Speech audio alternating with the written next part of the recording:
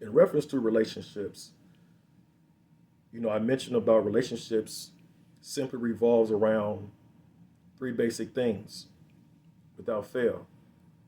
Other different things that revolve around, but these three things you can count on to always be present and to be influencing and to be driving the nature or the experience behind relationships. And that is the self image, that is the choice, and that is also the desire. And so when we start talking about conflicts that we have existing inside of relationships, we can trace all of our conflicts if we're open and honest and transparent with ourselves. Okay, we can trace it to the self image, we can trace it to the desires, and we can trace it to the choice. So, in other words, behind all the relational conflicts, there's an image driving it, there's a decision making behind it, there's a choice behind that, and there's an emotion behind it. And so this gives you the basic basis to begin to what? Bring about um, change or resolution to the conflict. But to get to that point, you're going to have to begin to get into the reflective piece in order to take those things you're pulling from there so you can begin to change it and begin to reroute the relationship. And that's where I mentioned talking about the reflective elements. That's where they come into play, and other different reflective tools kind of help into play to help us begin to see what is driving the conflicts. So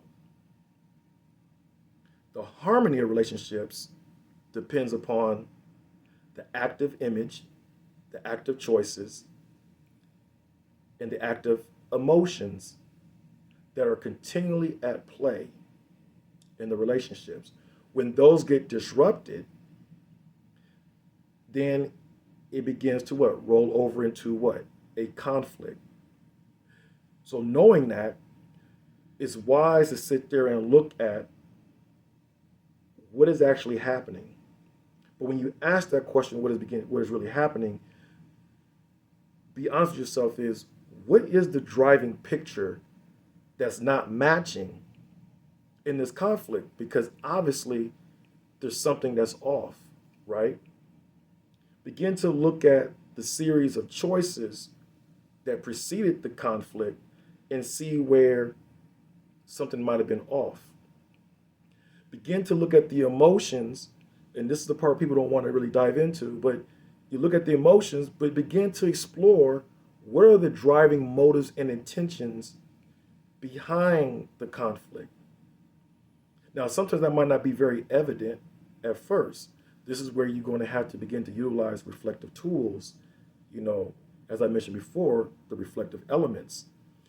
So you get into the water element, you get into the fire element, you get into the earth element, you get into the air element, you get into the metal element, and begin to work those to help begin to process through, the situation that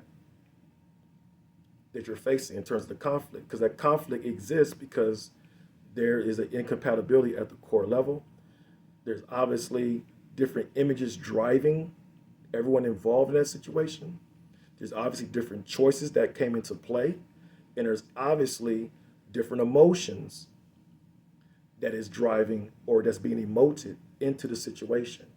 So it's important to not match it with venting and all this stuff that we see, but it's also is important to give room for the emotion so we can begin to identify what it is or begin to get settled enough to begin to recognize the picture driving and also get mindful enough to recognize the decision that's the series of decisions or the indecisions that has played into the conflict.